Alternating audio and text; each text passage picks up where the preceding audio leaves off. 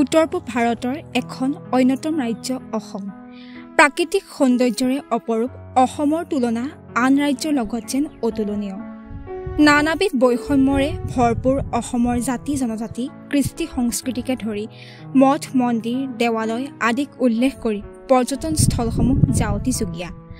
আনফালে আকৌ ব্ৰহ্মপুত্ৰ নদে দুভাগ কৰা উত্তৰ দক্ষিণ পাৰৰ প্ৰতিখন জিলাৰ কীৰ্তিয়ে যেন অসমক আৰু একোপ চহকী কৰিছে। এই উত্তৰ পাৰৰে এখনি মনোমুগ্ধ জিলা লখিমপুৰ। অৰুণাচল হিমালয়ৰ নামনিত ব্ৰহ্মপুত্ৰৰ উত্তৰ পাৰে অসমৰ উত্তৰ পূব দিশত অৱস্থিত জিলাখনৰ নামেই হ'ল লখিমপুৰ। ভৌগোলিকভাৱে জিলাখন ২৬°49' উত্তৰ অক্ষাংশৰ পৰা ২৭°37' উত্তৰ অক্ষাংশ আৰু ৯৩°৪২' পূব দ্ৰাঘিমাংশৰ পৰা ৯৪°৩৮' পূব দ্ৰাঘিমাংশলৈকে বিস্তৃত হৈ আছে। ২,২৭৭ বৰ্গ কিলোমিটাৰ মাটিকালিৰে জিলাখন দক্ষিণ পশ্চিমৰ পৰা উত্তৰ পূবলৈ ৮৫ কিলোমিটাৰ আৰু সোৱণশিৰি নদীৰ মধ্যাংশ বুকুৱেদি উত্তৰা দক্ষিণাকৈ প্ৰায় ৪৫ কিলোমিটাৰ বহল। আহক আজি আমি লখিমপুৰস্থিত নাৰায়ণপুৰ অঞ্চলৰ কিছু আলোকচিত্ৰৰ লগতে সেই অঞ্চলসমূহৰ কিছু তথ্য জানো হওক। যিহেতু নাৰায়ণপুৰ অঞ্চলটি এটি বৃহৎ এলেকা, তথাপিতো সম্পূৰ্ণ এলেকাৰ চিত্ৰপট তথ্যচিত্ৰ যুগুতোৱাটো সম্ভৱ হৈ নুঠে। সেয়ে এই অঞ্চলটিৰ কিছু বিশেষ তথ্য সন্দৰ্ভত জানিবলৈ প্ৰয়াস কৰিছোঁ হওক। নাৰায়ণপুৰ এটি পুৰণি নাম। সৰ্বপ্ৰথমে ঐতিহ্য প্ৰসিদ্ধ নাৰায়ণপুৰ বুলিলে আমাৰ মনলৈ আহে মহাপুৰুষ শ্ৰী শ্ৰী মাধৱদেৱৰ জন্মস্থানৰ কথা। বৰ্তমান লখিমপুৰ জিলাৰ পূৰ্বৰ বৰনাৰায়ণপুৰ আৰু এতিয়াৰ খেৰাজঘাট মৌজাৰ ঐতিহ্যমণ্ডিত সুপ্ৰসিদ্ধ লেটেকু পুখুৰী সমীপস্থ তাহানিৰ আহোম ৰাজ বিষয়াৰ হৰিসিঙা উজিৰ বৰাৰ টোলত মহাপুৰুষ শ্ৰী শ্ৰী মাধৱদেৱে ১৪১১ শকৰ জেঠৰ কৃষ্টা প্ৰতিপদ তিথিত ৰবিবাৰে মধ্যম ৰাতি পিতৃ গোবিন্দগিৰি ভূঞাৰ ঔৰসত আৰু মাতৃ মনোৰমাৰ গৰ্ভত জন্মগ্ৰহণ কৰে। ইতিহাসলৈ মন কৰিলে লেটেকু পুখুৰী সম্পৰ্কে ভিন ভিন তথ্য পোৱা যায়।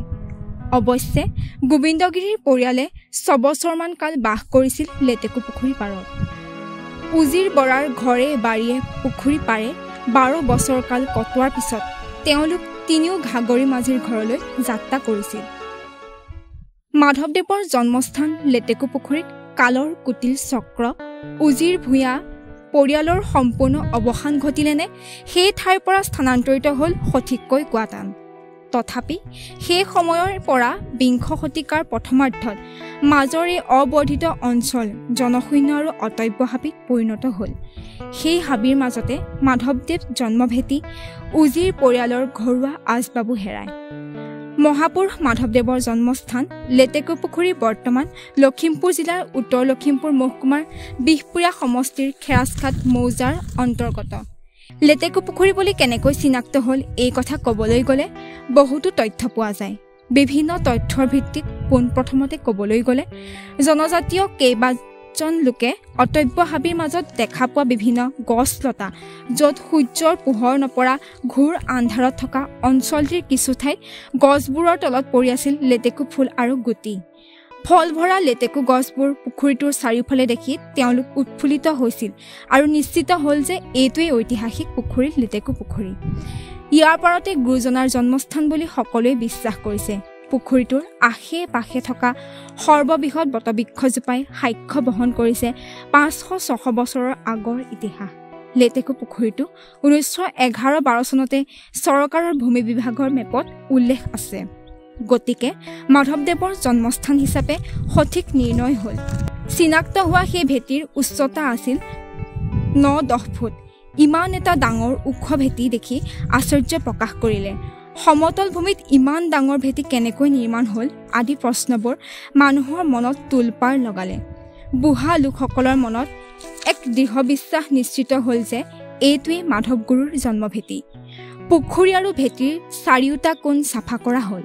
১৯৪৮ চনত ইয়াৰ সম্পূৰ্ণ সন্ধান ওলাইছিল। মানুহৰ মন প্ৰাণ উত্ৰাৱল হ'ল। বিভিন্ন প্ৰচাৰ মাধ্যমৰ যোগেদি মানুহৰ মুখেদি প্ৰচাৰিত খবৰসমূহ সমগ্ৰ অসমতে তোলপাৰ লগালে আৰু অগণন ভক্তৰ সমাগম ঘটিব ধৰিলে। ইয়াৰ ঠিক পিছতে জন্মৰ ভেটিত অস্থায়ীভাৱে নামঘৰ নিৰ্মাণ কৰিবলৈও জনসাধাৰণে এক প্ৰচেষ্টা হাতত ল'লে। উদুলি মুদুলি পুখুৰীৰ পাৰত বিভিন্ন জিলাৰ পৰা অহা জনসাধাৰণে অস্থায়ী নামঘৰ নিৰ্মাণ কৰি প্ৰতিষ্ঠা কৰিলে গুৰুৰ আসন। 3 দিনীয়া কাৰ্যসূচীৰে আৰম্ভ হ'ল জন্মস্থান আবিৰ্ভাৱ উৎসৱ। জন্মস্থানত বাজি উঠিল দবা, কাঁহ, শংখৰ ধ্বনি। হৰি নামে ৰজন জনাই গ'ল অসমৰ আকাশ বতাহ। ধূপ ধূনাৰ গোন্ধত মতলীয়া হ'ল ভক্তপ্ৰাণ ৰাইজ। স্থায়িত্ব পালে আৰু নামফলক হ'ল মহাপুৰুষ শ্ৰী শ্ৰী মাধৱদেৱ জন্মস্থান লেটেকুপুখুৰী। বৰ্তমান নিৰ্মাণ হ'ল প্ৰায় 150 ফুট দৈৰ্ঘ্য, 70 ফুট প্ৰস্থৰ এক বিৰাট হৰি মন্দিৰ, মণিকূট গৃহ, য'ত আছে ৰাঙলী চৰা, এখন প্ৰকাণ্ড তোৰণ। নিৰ্মাণ হ'ল প্ৰায় 200 গজমান আঁতৰত 2টা সৰু আৰু ওখ ভেটি। তাত নিৰ্মাণ হ'ল গুৰুগৃহ। চৰিত পুথি অনুসৰি ডাঙৰ ওখ ভেটিয়েই হৈছে উজিৰৰ ভেটি। এই ভেটিয়ে আজি পৰ্যন্ত চিৰস্থায়ী হৈ আছে। আজিৰ দিনলৈকে দিনে ৰাতিয়ে গুৰুবন্তী জ্বলিয়েই আছে।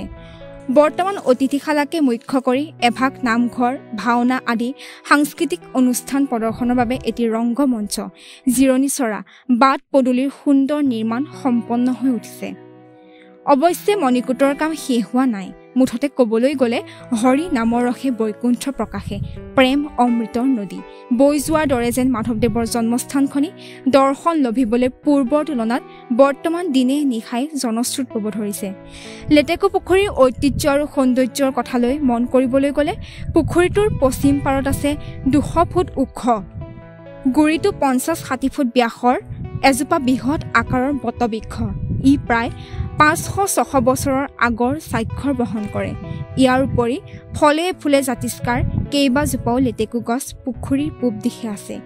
পুখুৰীৰ পানীত আছে বিভিন্ন প্ৰজাতিৰ মাছ, কাছ, শ'ল, শাল, চেঙা মাছৰ উপৰি 10 বছৰৰ আগতে 4টা বৰকাছাইও জীৱন কটাইছিল বুলি কোৱা হয়। জৈৱ বৈচিত্ৰ্যৰ এক সুন্দৰ নিদৰ্শন প্ৰতিফলিত হোৱা দেখা যায় এই ঐতিহ্য প্ৰসিদ্ধ লেটেকু পুখুৰীতে। কীৰ্তন ঘৰ, মণিকূটৰ পূবফালে এটা পাটনাট, এজোপা বৃহৎ আম গছ, কলমৌ, লেটেকু আদিৰ গছ আদিও বিৰাজমান। তাৰোপৰি ঋতুধৰা গছবোৰৰ নানাৰঙী ফুলৰ সৌন্দৰ্যই পৰ্যটকৰ মনত ভক্তিৰ অমিয়াসুৰ হৃদয়ত তুলি ধৰে আৰু মন প্ৰাণ শিহৰিত কৰে। আহকচোন এইখিনিতে আমি জন্মস্থানৰ আৰু 2টিমান তথ্যৰ বিষয়ে ইয়াৰ স্থানীয় লোকসকলৰ যোগেদি জানিবলৈ চেষ্টা কৰোঁ। জন্মস্থানৰ লগত থকা পুৰণিৰ পাটনাট অৰ্থাৎ কুঁৱা, যিটোত মহাপুৰুষজনাৰ দিনৰে বুলি গণ্য কৰা হয়, সেই পাটনাটিৰ বিষয়ে লগতে নতুনকৈ নিৰ্মিত হোৱা জন্মক্ষেত্ৰখনৰ বিষয়ে কি ক'ব? নমস্কাৰ, মোৰ নামটো বলোৰাম বৰগায়ক। আমি এই জন্মস্থানখনৰ বৰ্তমান বন্তি গছৰ দায়িত্বত আমি নিয়োজিত হৈ আছোঁ। গুৰুজনাৰ জন্মৰ ভেটিভাগ 1950 চনৰ ভূমিকম্পৰ পিছত 1951 চনত মহাপুৰুষৰ জন্ম ভেটিভাগ উদ্ধাৰ হৈছিলে আৰু ধলপুৰ কচুৱাৰ এজন ব্যক্তিক সপোন চেতাইছিলে। মহাপুৰুষৰ জন্মৰ ভেটিভাগ এজোপা বামুণী বটগছে আবৃত্ত কৰি আছে আৰু ভেটিভাগ উদ্ধাৰ কৰিব লাগে। চৈত্য পুথি পোৱা মতে আৰু হেৰিয়ত পোৱা মতে লেটেকুপুখুৰীৰ পাৰতে মহাপুৰুষ মাধৱ গুৰুজন জন্ম হৈছিলে। তাৰ আগত আলৌকিক হিচাপে 48 চন 45-48 এনেকুৱা চনতো তেতিয়া ইয়াৰ যিসকল স্থানীয় গাঁৱৰ লোকসকল আছে, এতিয়া প্ৰায় সেইসকল ব্যক্তি প্ৰায় ঢুকাই এদায় হৈছেগৈ। সেইসকলে যেতিয়া ইয়াত খৰি লুৰিবলৈ আহে বা এই জেগাখিনিলৈ আহে, তেওঁলোকে ইয়াত কিছুমান আলৌকিক কিছুমান শব্দ তেওঁলোকে উমান পাই থাকে আৰু তালৰ মাত শুনি থাকে, তেনেকুৱা এটা হৈ থাকে। গতিকে যেতিয়া সেই বটগছৰ কথাটো ওলালে, তেতিয়া ইয়াৰ স্থানীয় ভকতসকলে আমাৰ অধিকাৰ প্ৰভুক টিপলিঙৰ পৰা তেখেতক মতাই আনিছিলে আৰু তেখেতকো হাতী পিঠিতে উঠাই আনিছিলে। আনি যেতিয়া সকলো ইয়াত হাবি জংঘল কাটি যেতিয়া বামুণী গছ বিচাৰি পালেগৈ, পোৱা তেতিয়া সেই ভেটিভাগ ইমান ধুনীয়াকৈ এটা আবৃত্ত হৈ আছে, কোনো অপৰিষ্কাৰ নাই, পৰিষ্কাৰ পৰিচ্ছন্নতাতে ভেটিভাগ আছিলে। তেতিয়া সকলোৱে সিদ্ধান্ত কৰিলে প্ৰকৃততে আমি সপোনত পোৱা মতে গোটেই বস্তুখিনি মিলিছে আৰু ইয়াতে প্ৰকৃততে ছয় নিশ্চয়তা কৰিবৰ কাৰণে 2 গছ বন্তি প্ৰজ্বলিত কৰিছিলে, এগছ শংকৰদেৱৰ নামত, এগছ মাধৱদেৱৰ নামত। অস্থায়ীকৈ চালি দি পেলাই সেই তাৰ ভেটিতে 2 গছ বন্তি প্ৰজ্বলিত কৰিছিলে প্ৰয়াত কমলাকান্ত দেৱ গোস্বামী প্ৰভুৱে।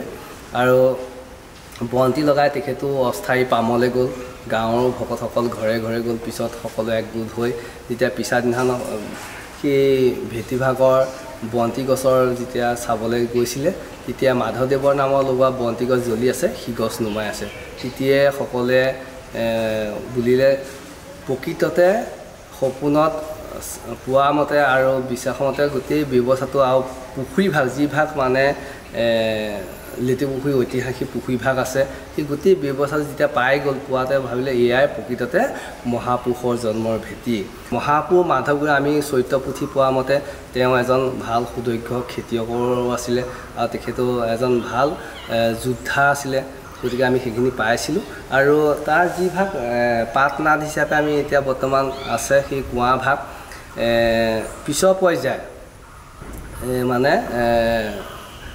কমিটিৰ পৰিচালনা কমিটিৰ তত্ত্বাৱধানত মানে এগৰাকীৰ মানে দান বৰঙণি সহযোগত সেই পাটনা ভাগ ৰাইজে যাতে সেই গুৰুজনৰ জন্মৰ জেগাৰ পৰা যে এটুপি পানী গ্ৰহণ কৰিব পাৰে সেই ব্যৱস্থাৰে সেই পাটনা ভাগ আকৌ পুনৰ মানে উঠাই দিয়া মানে ব্যৱস্থা সংৰক্ষণ হিচাপে ব্যৱস্থা কৰি দিয়া হৈছে আৰু তাৰ কাষতে উজিৰৰ হৰশিঙা বৰাৰ উজিৰৰ ভেটিভাগ আছে গতিকে সেই যি ভাগ এতিয়া মহাপুৰুষৰ জন্ম ভেটিভাগ তাতো আমাৰ 14 প্ৰসঙৰ ব্যৱস্থাই চলি আহিছে তাত আমাৰ মনজিয়া তালৈ নাম প্ৰসংগ কৰা হয় আৰু ইয়াৰ গোটেই নাম প্ৰসংগ আমাৰ সহায় সপোৱা গোটেই ব্যৱস্থাটো আমাৰ মূল কীৰ্তন ঘৰ ভাগতে হয় আৰু এভাগ আমাৰ থান আছে ৰঙাজান উজিৰটো গতিকে এই দুইখন থানক কেন্দ্ৰ কৰি অসম চৰকাৰে বৰ্তমান মাননীয় মুখ্যমন্ত্ৰী ডাঙৰীয়াৰ তেখেতৰ তত্ত্বাৱধানত অসম চৰকাৰৰ নেতৃত্বত আৰু আমাৰ বিহপিয়াৰ 12 বৈষ্ণৱ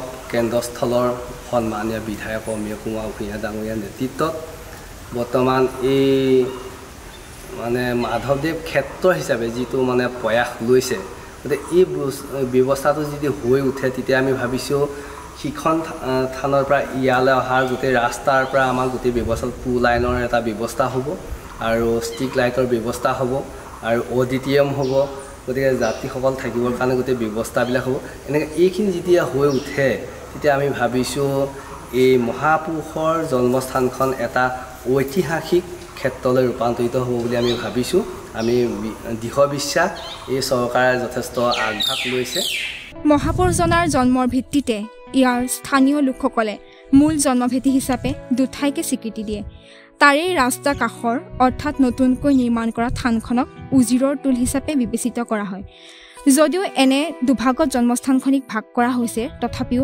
কোনো জাতি বৰ্ণৰ ভেদাভেদৰ মাজত পাৰ্থক্য নাৰাখি সকলোৱে গুৰুক প্ৰণাম জনাই সেৱাৰ্থে লবিবলৈ জনশ্ৰুত বয় সেউজীয়া পৰিৱেশে মনোমুগ্ধ কৰা উজিৰৰ টোলখনৰ দৃশ্যও আপোনালোকৰ মাজত দেখাবলৈ চেষ্টা কৰিছোঁ হওক